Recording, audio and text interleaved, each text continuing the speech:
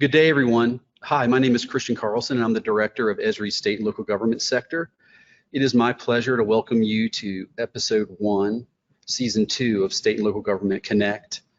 I'm going to introduce our team in just a moment for today's webinar. I thought I would the team was gracious enough to allow me a couple of minutes just to introduce the seminar series, kick off, share with you how we're actually going to execute the series going forward.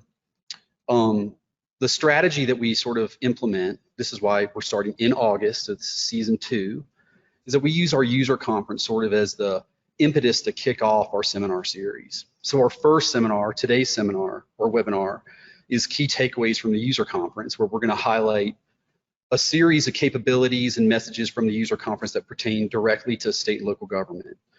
Then we'll each month have subsequent webinars that either tackle a very specific domain. So it could be a product like Velocity or ArcGIS platform, or it could be a domain like planning, land records, or public works. But we'll be scheduled for the rest of the webinar series in a couple of days. But we're just going to kick off this one today. We're going to cover the user conference highlights. We had a huge response to this webinar last year, and we're excited to bring it to you again this year. So let me introduce the team that is going to support you today. So I have 5 of my colleagues, Rachel Whedon, who is our regional manager out of the Mid-Atlantic region in Philadelphia. And then we have 5 solution engineers that are going to support various components of the webinar today. So Clarissa Paz from New York City, Chase Fisher, St. Louis, Alex Brown, Philadelphia, and Jordan Miller from Minneapolis. So we have a fantastic team, broad representation from around the country, and I know you're going to enjoy the show. Let's talk a little bit about the user conference. So it's regretful that we were not able to do the user conference this year in person. That said, there are some benefits from the virtual environment. We had over 70,000 of you attend from all over the world.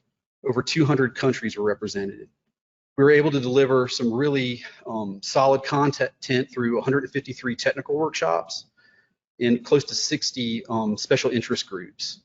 Our partners played a significant role as well. We had over 181 exhibitors in the conference. So again, we are very excited about getting back to San Diego and meeting with all of you in person, but we're grateful for technology and for being able to deliver you content in a virtual environment that you could watch live or take advantage of post-conference at your leisure. So hopefully you found it, for those of you who attended, hopefully you found it valuable and useful. And for those of you who were not able to attend at the time, please take advantage of the resources that have come out of that virtual event and leverage them at your leisure. The theme for the conference this year is one that I think is really important and one that is near and dear to my team's heart and central to our mission as an organization. So the theme this year was GIS, creating a sustainable future. I just wanted to take a couple of seconds to say, number one, we're humbled and very proud to support your efforts, the efforts that you're using, that you're undertaking to apply our technology to anything and everything sustainability. So for some of you, that means that you're directly applying the ArcGIS platform to science-based work in the environment and addressing climate change. And for others, you're applying it in very notable but indirect ways. So you're applying the technology to make your organization more efficient. You're improving your decision-making based on science-based decisions. But this whole concept of sustainability is something that is at the very heart and center of the work that Esri does. And obviously it was the theme of the conference, and I just want to say thanks for your work. And I also want to let you know that we do everything that we can to support your work around sustainability, and look forward to doing more of that in the future. It's a theme of the conference, but it's an enduring component of the work that we do. So I want to turn it over to the team, and we'll kick off the webinar now. When we're finished, we'll have time for some questions at the end, and the team will be here to answer those questions for you. So Rachel, why don't you take it away from here? Thank you, Christian. I'm excited to be here today. One of the reasons is because there's so much content covered as part of the user conference. I think it can be really helpful to kind of boil it down into some key ideas and big picture themes And when we think about the topics that were covered as part of the user conference this year, it really was a wide variety. But in one way or another, it all relates back to the capabilities and components of ArcGIS. And that demonstrates the comprehensive nature of ArcGIS and how so many different types of people can find value in a geospatial approach. ArcGIS really can provide something for everyone. And that's because it can, number one, integrate data of all different types and formats. Number two, it can turn this data into a set of shared geospatial services. And three, ArcGIS helps by providing apps for everyone that can help make sense of these services. And of course, we learn through the user conference every year that the capabilities of ArcGIS are advancing. And this year we saw examples of things like reality capture, data engineering, field maps, and a whole lot more. And sometimes all of these new topics can feel a little bit overwhelming. You might think that in order to take advantage of these new capabilities, you need to set up and manage new systems or configure additional software or develop new areas of expertise. But one other thing that the UC highlighted was how the cloud has really transformed how these new capabilities are delivered and the ease with which you can get started. And in fact, that's where I want to start today, talking about how the use of Cloud GIS is providing new ways to do our work. Of course, using ArcGIS on cloud platforms has been popular for years. Some of you might be deploying ArcGIS Desktop and Enterprise in a cloud environment. I'm sure most of you are leveraging SaaS resources through ArcGIS Online and other apps.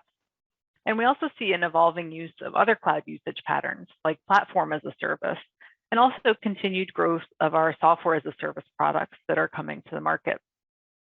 Now, the use of SaaS has really grown, not just ArcGIS Online, but by providing capabilities for things that used to be just the domain of the desktop or the server environment, things like analytics, imagery, real-time. When I think about how SaaS has changed the way that we use GIS, it's actually pretty incredible. Of course, it supports more sustainable and scalable implementations, but perhaps more importantly, it actually enables rapid implementation of new technology. And this means you can work more quickly to solve the business problems that you face. So if I had to summarize my key takeaway from the user conference plenary this year, it would be that the cloud continues to provide new opportunities for you as GIS professionals, but also increasingly for everyone in your organization, regardless of their role. And specifically, we wanted to highlight these three topics. These are really capabilities that can transform the work that you're doing. So for each of these topics today, we'll be highlighting how new cloud and SaaS advances are bringing these capabilities to you in new ways. And we'll start with updates regarding mapping and visualization for imagery and 3D. Then we'll highlight how some of those mapping products can be shared via self-service apps. And we'll wrap up with a discussion around monitoring and analyzing in real time. My colleagues who Christian introduced earlier will be helping us out by showcasing some demonstrations along the way. So let's go ahead and get started. Mapping and visualization are, of course, at the core of GIS. And increasingly, that's not just 2D, but 3D.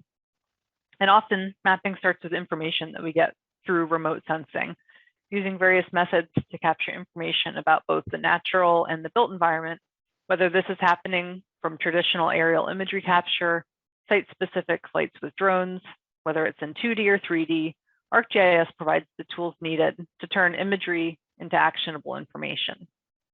And that can happen in a lot of different ways. It often starts with image management and the importance of having fast and efficient access to imagery catalogs. Creating different map products using advanced analytical tools and working with tools for feature detection and extraction are all supported across ArcGIS.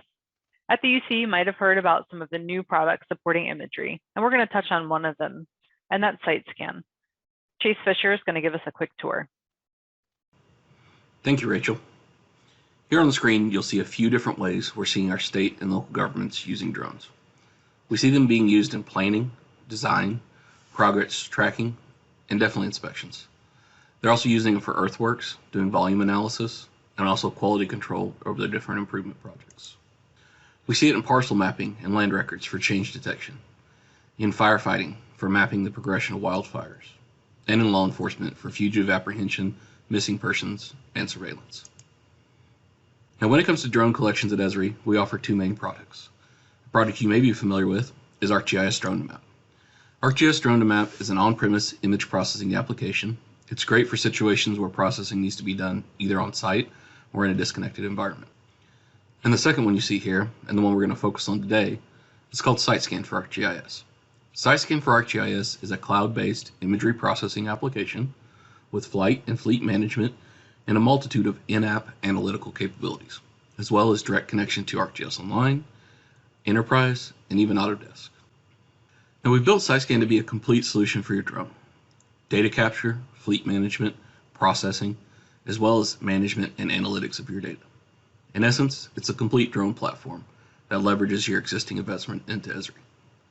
When we talk about the end-to-end process for conversion of drone imagery into information products, the workflow can be broken down into 3 simple steps. The first step is the planning capture step. This is performed by the SiteScan Flight app. Using the app, the user can quickly create a flight plan. The iPad connects directly to most commonly used drones and sends the flight plans to the drone's autopilot for execution. After the flight completes, the images are then transferred over the iPad and uploaded to the cloud via mobile or Wi-Fi connection. Next, the images are processed in the cloud and data outputs are generated. When the processing is complete, the user gets an email letting them know that the results are available to be viewed within the web browser. In this web app, the user can not only view the data, but also perform some analysis. And now for the third and final step, dissemination and collaboration. For those advanced analytics or workflows that can't be done in the browser, it's easy to either download the files locally to your computer or publish the datasets directly to ArcGIS Online or your enterprise portal. Like we said, it's a one-stop drone platform that leverages your existing investment into Esri as well as Autodesk by using the BIM 360 cloud. Now let's take a little bit closer look at step 2. Here in the SiteScan Manager web app, you'll see a flight that was done back in 2018 of a rock quarry. On the left, under layers, you can see photos. If you toggle on, you can see the 642 individual photos. You can click on any photo that you'd like, expand it, and also download it to export it. If we toggle off photos, we can see the orthomosaic that was generated from those 642 photos. Up here in the far right, if we toggle off the base map, you can see it a little bit clearer. Now let's look at some of the elevation information that's collected during this flight. Elevation tab here on the far left, if we expand it, we can see multiple options. Let's look at the elevation model. Using this elevation model, we can answer a question that the rock quarry owner had. He wanted to know if the water in this pit on the far right was higher or lower than the water in this pit on the far left. Inside this elevation model, we have an elevation range slider. We can take this range slider and slide it down, and as the color disappears off the water on the far right, we'll know what the elevation difference is. There it is, 840, 880, approximately 40-foot difference in elevation. But we have some more elevation information, as well as cut, fill, hill shade. We also have contours. Contours are generated on the fly. As you can see, we have a minor interval and a major interval that the user is able to change to however they'd see fit. So we can go in here and change the interval from a 10 foot and a 50 foot to a 1 foot and a 50 foot. Contour lines are redrawn quickly, and as you zoom in, you can see these contour lines drawn with the elevation details and the elevation labels already on them. So with that, let's look at the volumetric tool. Like I said before, because all the elevation data is captured from the drone, we can go over here to the right, use a volume tool, zoom in on anything that we'd like to do volumetrics on, draw a polygon around that object, and then we can expand that object. So we have a base surface is the DEM, cut, fill, net volume, area. We could also see this in 3D if we'd like to, or view a volume report. Now let's move over to another flight. This one is in Dubuque, Iowa. As part of a capital improvement project, the city has constructed a new skate park. The city used their drone to capture imagery of this skate park to help document their investment. As you can see, this is a very simple flight, only consisting of 138 photos. So 138 photos put into SiteScan and processed gives you the orthomosaic and a lot of other products. What we're going to focus on in this flight is the 3D products. So up here you can see the option for cloud. This is a point cloud. Point cloud generates really fast over the web. The cloud processing allows this point cloud to not bog down your machine and also allows you to pan around, view it, and analyze it. So inside of this point cloud, you have a lot of different options for analytics. One of my favorite ones is the elevation profile tool. Clicking on this tool, I can click on the skate park and analyze just a section of the skate park LAS. Next, let's look at the 3D mesh. Looking at the 3D mesh, you can see the point cloud and imagery combined to a smooth surface model. This mesh can be exported to be used inside of ArcGIS in scenes, hub sites, however you see fit. But this is a clean model that is a really nice way to render a 2D flight plan into a 3D usable object. And with that, I'll send it back over to Rachel. All right, thanks for the overview, Chase. Now, Chase mentioned that SiteScan is cloud-based, and it's worth pointing out this includes unlimited image processing and storage. And it's the processing that's really going to help you deliver products like the orthomosaics or the point clouds, DEMs, and more. Now, as GIS professionals, we probably inherently understand the value that these different output products have. But chances are those in your organization who are using drones or considering using drones might just think of it as a pretty picture. And so with SiteScan, we can really get a lot more value from the imagery that's being captured with drones without introducing much more complexity. So I really encourage you to take a look at that. Now we'll pivot to our next topic. We're going to build off of where Chase ended and the idea that once an imagery product like an orthomosaic or a web scene is created, we can use other parts of the ArcGIS system to really bring it to life. And whether we're talking about a simple map, analysis, or new imagery, it's important to get these GIS products into the hands of people who can use them. And configurable apps are the way we're going to do that.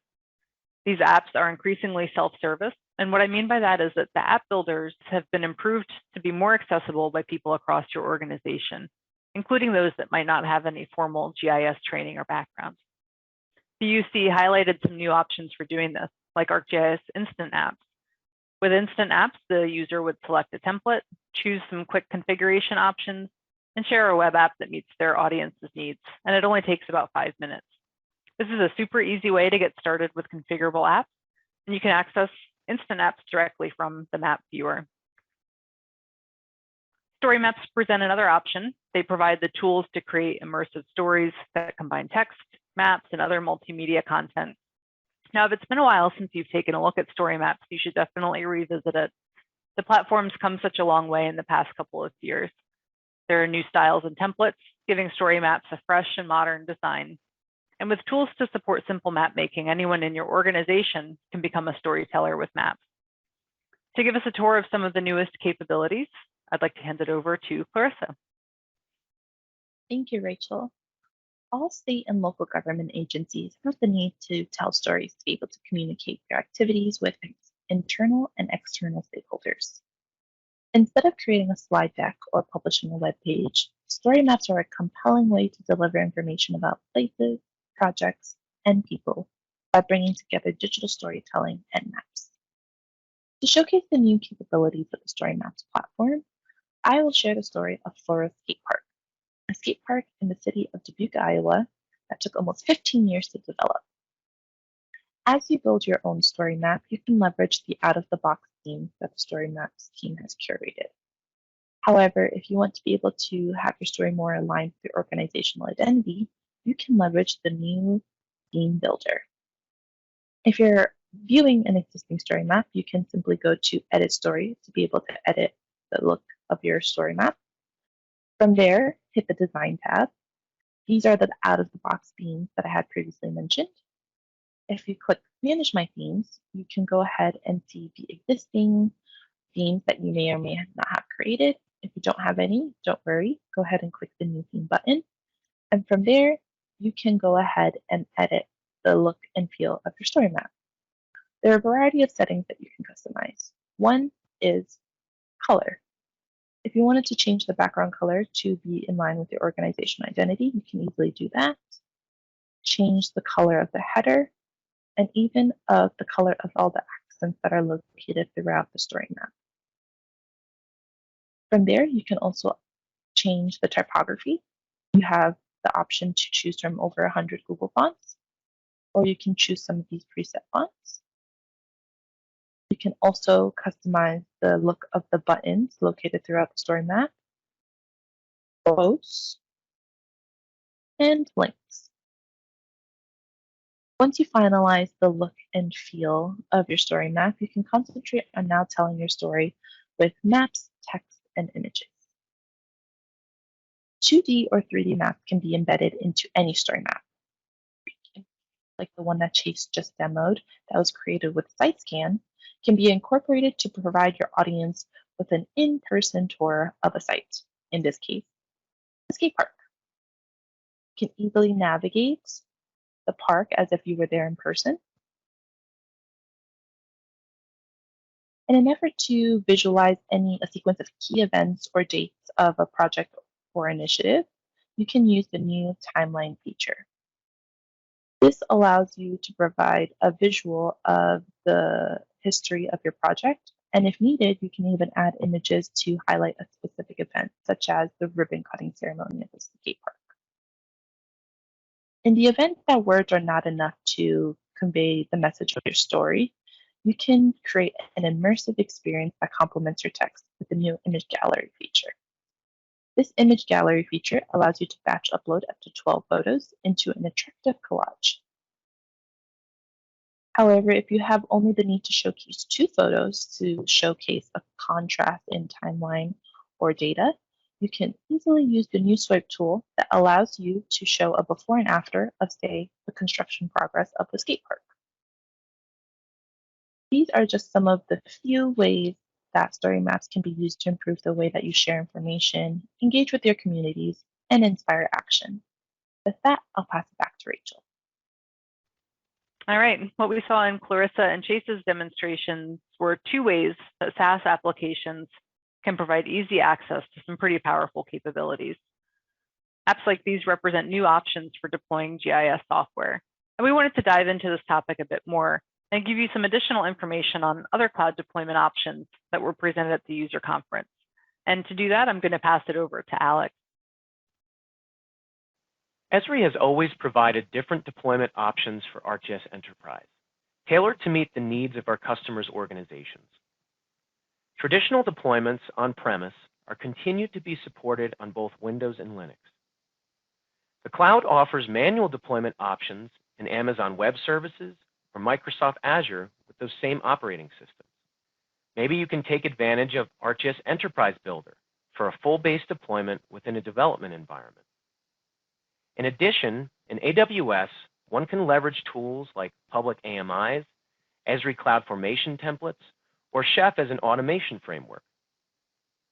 Automation tools can be taken advantage of within Azure as well, like Cloud Builder, Visual Studio, PowerShell, or Bash. Of course, there are persistent challenges in these current deployment patterns. The first is in deployment itself. There's needs for streamlined, highly available deployments, granular logging and troubleshooting, all related to how it's deployed. Scalability, responding to unpredictable demands, capacity use efficiencies, minimization of wasted compute or memory on your resources, the upgrade process itself, resilient to interruptions, predictable, reliable, minimal downtime, streamlined software patching on your systems. The final challenge is leveraging cloud-native development patterns, the latest technology with distributed architectures. So how is Esri responding to these continued challenges? By leveraging cloud-native technology. ArcGIS Enterprise can now be deployed on Kubernetes. This is a new deployment option which accompanies Windows and Linux as supported operating systems for enterprise. This is a complete architectural redesign based on microservices, with the software delivered via containers and orchestrated by Kubernetes, a cloud-native technology being adopted rapidly around the world. Some of the benefits include built-in high availability. Take a full advantage of naturally resilient, scalable architectures based on microservices. Streamlined deployments executed from single scripts will help teams automate additional deployments. Built-in upgrade experiences start directly in ArcGIS Enterprise Manager or the admin APIs. This reduces technical complexity and helps DevOps focus on organization readiness. Perhaps the biggest factor driving your decision, whether Kubernetes is right for your organization, is your staff's comfort and familiarity with the technology. Kubernetes is a very different environment from Windows or Linux. Esri is publishing documentation to describe how to deploy and manage ArcGIS Enterprise running on Kubernetes, but we do not provide fundamental training on Kubernetes itself. If the goals of scalability, resilience, and manageable deployments resonate with you, and your team is using or experimenting with Kubernetes, you will have a higher likelihood of success deploying the software and benefiting from cloud-native architecture. Please talk directly with your Esri account manager about your eligibility. Just as there is variability in deployment options for ArcGIS Enterprise, on-premise and in the cloud, we offer different deployment options for our real-time capabilities. You may be familiar with ArcGIS GeoEvent, which can be managed and deployed on-premise or in the cloud. However, you might not realize that Esri leverages Kubernetes on the back end of our new real-time SaaS offering, ArcGIS Velocity. ArcGIS Velocity takes advantage of all the benefits of cloud-native technology for a resilient and scalable application that auto-checks for health status and failure recoveries. Jordan is going to dive into the specifics for our real-time SaaS application, Velocity. All right, thank you and welcome. Today, I want to talk to you about ArcGIS Velocity. So Velocity is a cloud-native add-on for ArcGIS Online. It enables users to ingest real-time data from the Internet of Things platforms, message brokers, third-party systems, anything with an API that we can tap into, to allow you to process, visualize, and analyze data in these real-time feeds. So what that ultimately does is it allows you to create outputs that can really make a difference in some of your different information products. So let's get into a few use cases. The use cases, there's a lot of examples out there. Really anything that generates any kind of data that has a spatial component is something that we would consider something that we might want to tap into. This can be personnel tracking, could be asset and entity tracking, could be connected cars, connected vehicles, air quality monitoring. The list goes on and on. But really for today's presentation, we're going to discuss how Velocity can add to an already robust solution set with the Esri Special Event Management solution. Specifically, we're going to look at 3 different areas of that solution, that is tracking resources, adding additional contextual data to the operational picture, and creating a force multiplier. And we'll discuss some various types of input data feeds, some analytics, and some various outputs to get an understanding of really the breadth of Velocity. Our first example is going to be really enhancing that situational awareness by enabling location on officers and security teams, specifically pairing some of these capabilities with Tracker and that last known location feature service. So I'll lay this out as the situational awareness need. For this example, command staff needs to track the location of security teams and officers throughout the duration of an event. In addition to location, they also need to know the officer's name, rank, division, specialty, shift, so on and so forth. They want to have the ability to filter down by specific units, different teams, symbolize by unique features, things like that. So really just to add more detail to that data feed that comes in. So for this, we're going to set an input feed of the tracker last known location. We're going to add an analytic to that so we can append that additional officer attribution.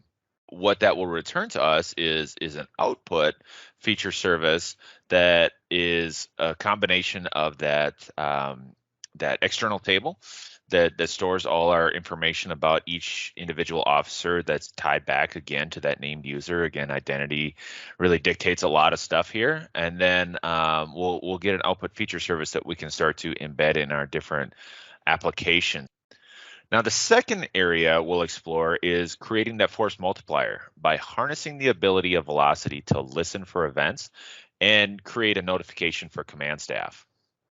This example is going to be based around the situational awareness need of knowing when hazardous weather is approaching the event area and having ample lead time to alert the attendees to allow them to get to safety.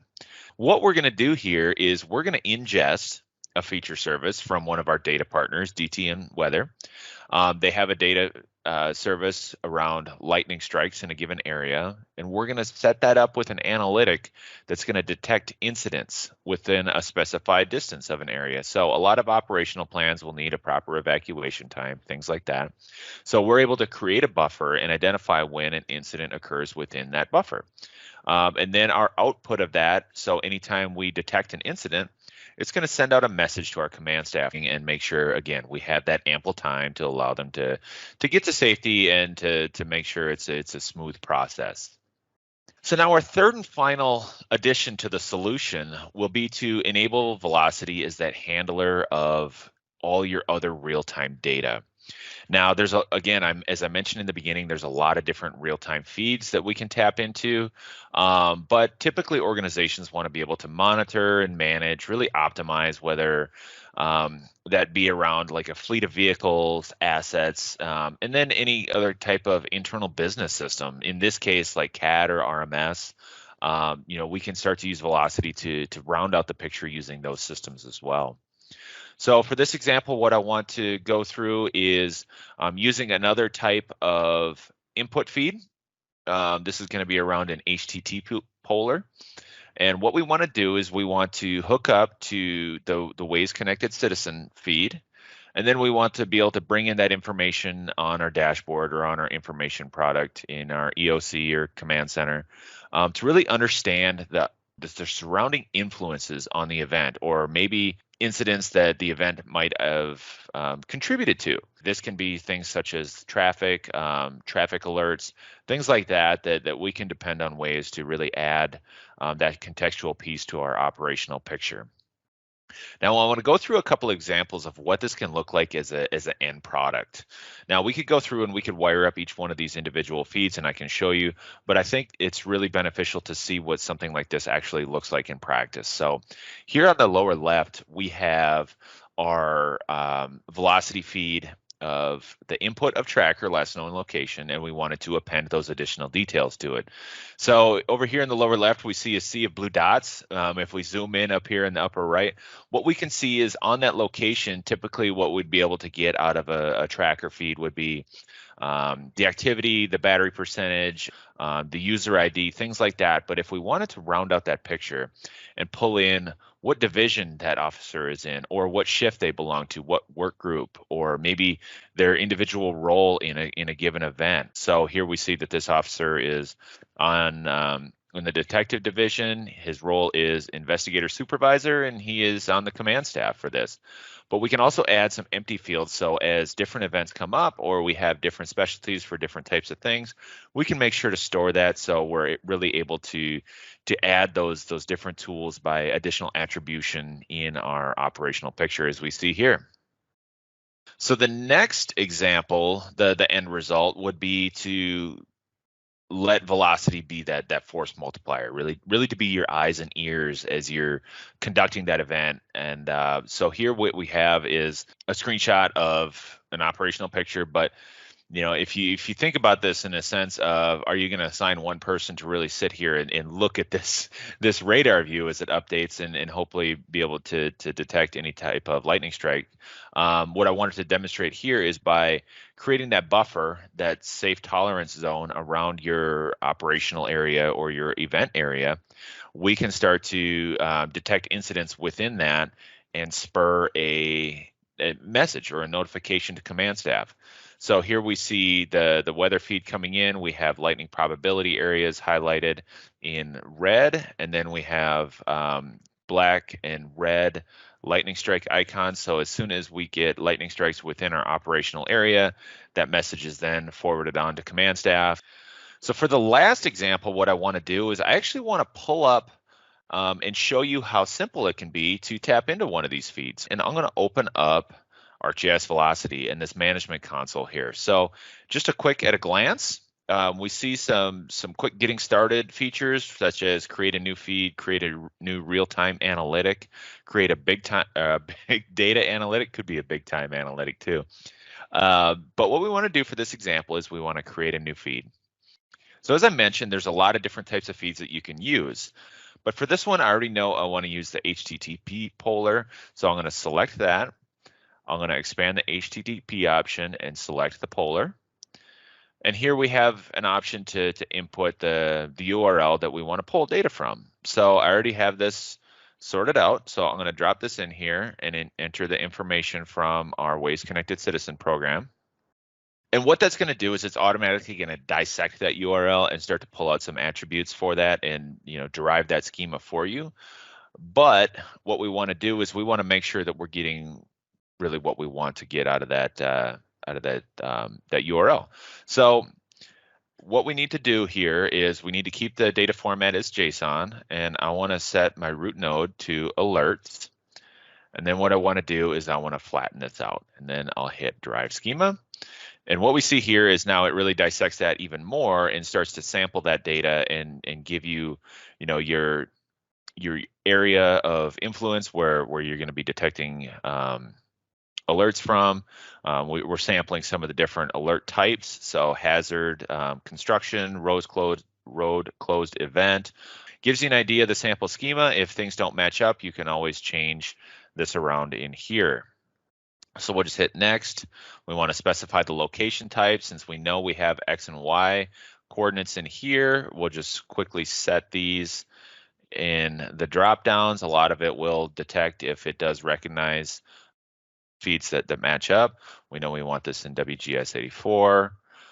It does have a date and time feed, so we're going to select the date field here, and this is going to be PubMills. This is a format of epoch values, and then the track ID, but in this case it's the UUID, and we'll select next.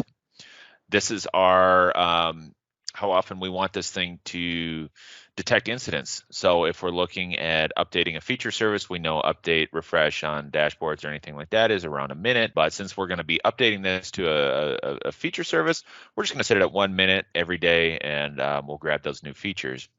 We'll give it a feed name. And then now what we have, once it's done creating this feed, is really that verified input data feed of all the different Waze alerts. It's going to take a little bit to initialize if I wanted to start that. So I have one started already that uses the same feed. And here we can see it's already pulling those features. It's already extracting those features and giving them to us in a usable format. Really, it's just a quick and simple way to get third-party data into your information products. Hopefully that introduced you to some of the different examples of the breadth of ArcGIS Velocity. It can do much more. That's really just 3 different ways on how it can quickly enhance an already available ArcGIS solution set. And with that, Rachel, I'll turn it back to you. Thank you. Thank you, Jordan. Jordan's demo really highlighted how real-time data and analytics can enhance a scenario, like supporting a special event. And he also mentioned the capabilities of ArcGIS Solutions in this regard. So I want to take a moment and provide some additional information on that. ArcGIS Solutions are a collection of industry-specific maps and apps, and they provide capabilities that align with the business of government. They're a really great way to get started with an extensive system of apps that are fully supported and can provide real business value to you. And these can be deployed very easily by accessing the Solution app via ArcGIS Online or ArcGIS Enterprise. Click into the Solution app, and then you can browse the gallery of available content, focusing into a specific industry or topic of interest. And once you find an application you're interested in, you can hit Get Now to stand up the appropriate content. Jordan highlighted one of our more recent solutions, the Special Event Operations. And it's really designed to streamline operations across all stages of event management. This starts with coordinating using digital event plans, configuring situational awareness tools, apps for field workers, and even capabilities for after action reporting. And this solution even brings capabilities in that help create and maintain COVID appropriate site plans, doing things like taking into account public health recommendations like checkpoints and social distancing. So if your community is opening back up with events and they want to do it in a safe and secure way, definitely check out the solution. Another element of Jordan's demonstration that I wanted to come back to was his use of third-party content. And in his scenario, that was the lightning strike weather data. And that's just one example of ready-to-use content that's available through ArcGIS and through the Living Atlas. In the Living Atlas, you have access to data sets that cover everything from base maps, habitat, environmental data, land cover, weather, and so much more. And I wanted to quickly show you how some of you are putting this content to use. These examples show the use of various real-time feeds that are available in Living Atlas. Idaho's web app highlights the Centennial Trail, and it incorporates current wildfire conditions, while in Greenville, South Carolina, they're a bit more focused on hurricane season. Now, weather watches, warnings, stream gauges, and traffic are all also available, as you see in these other examples. Another popular resource in Living Atlas is the collection of demographics and socioeconomic data, and this is being used in all sorts of applications. Enriching neighborhoods or zip codes with demographic attributes is helping DC understand food insecurity. It's helping California look at environmental justice, and supporting Maryland's work understanding park equity. Using economic indicators is providing Cobb County with infographics that highlight development opportunities. And it allows Los Angeles to understand where stimulus payments are expected in their community. I can't emphasize enough how much the Living Atlas can really raise the bar on the work that you do. It saves you time by providing access to ready-to-use content, but it also helps make the maps and apps you create even more relevant. So I hope you'll add this to your to-do list, and please share examples back with us about how you make use of this content. In fact, for any of the topics we covered today, please reach out and let us know how you plan to put these capabilities to work for you. I think personally, that's one of the more rewarding aspects of the job, is amplifying the work that you do, sharing your examples, using your work to inspire and encourage others. So we love hearing how you're using various parts of the ArcGIS system. Now, as we wrap up today, I wanted to quickly touch on what's next for Esri and what's next for you. We do have a lot to look forward to as we move into the ArcGIS 2022 release. Of course, that release will continue to provide new capabilities with an additional focus on improvements to usability and performance. But there are a couple of key areas that were emphasized through the user conference that we feel our state and local government customers could really focus on. Of course, SaaS, software as a service. Esri is going to continue to grow our SaaS offerings to help lower the complexity of getting started with new capabilities. And in the user conference, it was hard not to be wowed by the reality capture and IoT examples. But of course, there are real applications and use cases within government, and the tools to do these things efficiently are available now. And the digital twin concept is an idea that ties these technologies together, being able to provide an automated or digital representation of your city, your state, or county, community. It's an area that's really gaining momentum with our government customers. So you can look forward to hearing from us more on these topics throughout this year and next. All right, and speaking of which, I just want to make sure you're all aware of the next State and Local Connect webinar next month. In September, we'll be diving into the latest GIS capabilities for planning and community development. And we'll be posting future webinar topics on that same website that you see on the slide soon. So check back and see what we've got coming up. So we do have time for a few questions. I'm going to go ahead and stop sharing my screen here in a minute, just give you a minute to copy down that webinar info. And I'll ask my colleagues to come back and help me address those. All right, so why don't we start with one of the questions. Some folks were asking about the site scan demonstrations, Chase, that you did. So just number one, validating that was the software folks were looking at was site scan for ArcGIS. But someone asked if it's always possible to capture that 3D data with a drone flight. How are you able to take imagery from a drone and also get those 3D LiDAR capabilities? Yes, so the drones that we're talking about in site scan, we're using a process called photogrammetry. So we're just using a photo sensor on a drone. So a lot of the lower cost in drones can collect that information. The information is stored in the telemetry of the drone. So using the photogrammatical process, that's how we create the 3D information, including that LAS point cloud. So it's not required to have a LiDAR sensor on a drone. That 3D information comes directly from a photogrammatical process, so just a drone with a photo sensor. That's great, and I think that getting started with the 3D capabilities and building out those point clouds and web scenes is a great way to get started with 3D, drone imagery, something that your organization's using. Absolutely.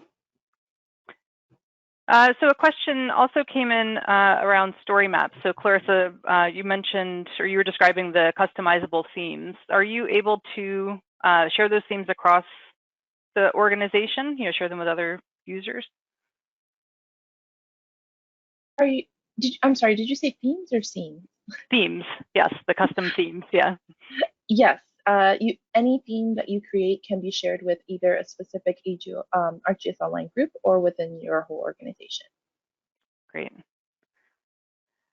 And Alex, maybe just to touch on something that you mentioned, you did a good job describing Kubernetes and whether it's something that folks should start looking into. But someone asked for validation. Is Esri recommending that that our customers start learning Kubernetes? Is that going to be an important skill set for them to start looking into? Sure. Yeah, I think that's two-part answer, right? I think you need to look at both your organization's priorities from a technology perspective and also in your role in GIS and what you want to further go into with your own career. So for example, if your organization is looking to move into Kubernetes, it's looking to already do testing cycles and move to that type of orchestration framework in the cloud, then that would be one of those indicators that it might be a good choice for you and your team and subsequent resources to start investigating resources on learning Kubernetes. And there's a lot of good resources. So AWS and Azure have learning paths related to cloud native architectures and services that you can take courses in. But ultimately, we don't provide any direct training at Esri for Kubernetes. We're expecting that the organization and the teams that run these type of GIS enterprise systems are already dabbling in trying out developing these types of paradigms with cloud native technology. So kind of a two-part answer, it's really based on what your organization's doing. And then also maybe you want to go into DevOps, you want to switch gears from an analyst and you want to go into DevOps. And if that's what you want to do, definitely learn it. Cool. All right, I know that we're at time, but I did want to throw one more question out there, if that's all right. And Jordan, this is around velocity. So just confirming, we saw GeoEvent and Velocity kind of side by side, both real-time solutions. Is Velocity software that someone installs and configures like GeoEvent, or maybe you can give us a little distinction there? And Jordan, you're on mute. All right, apologies there. So that's a great question, and that's really a big advantage of Velocity. Is really it's a turnkey piece of software, right? So whereas with GeoEvent, there is that installation configuration process. With Velocity, you're really just creating your feeds, applying the analytics, and you have outputs. So it's a ready-to-use tool, and there's no installation process behind it. Great. Yeah, and that was definitely one of the themes of today's presentations. A lot of the capabilities that we wanted to highlight really hit on that same theme. The fact that through the use of the cloud for GIS, we're really able to bring much more complex capabilities to you without really making it much more complex for you as a GIS user. So whether that is working with imagery, with SiteScan, whether that's some of those self-service apps with story maps, working with real-time, or even some of those more kind of in-depth deployment options that Alex covered. The cloud really does offer a lot more capabilities and options for you going forward. So I think with that, we'll wrap it up unless anyone has something else to add. Like I said, definitely visit the SLG Connect website to see what our future webinar topics are. And we'd love to hear from you. So please share any feedback about today's sessions, how you might be utilizing the technology you saw today, and future topics that you'd like us to see covered. Thank you so much for your time. Thank you, everybody. All right, thank you. Bye.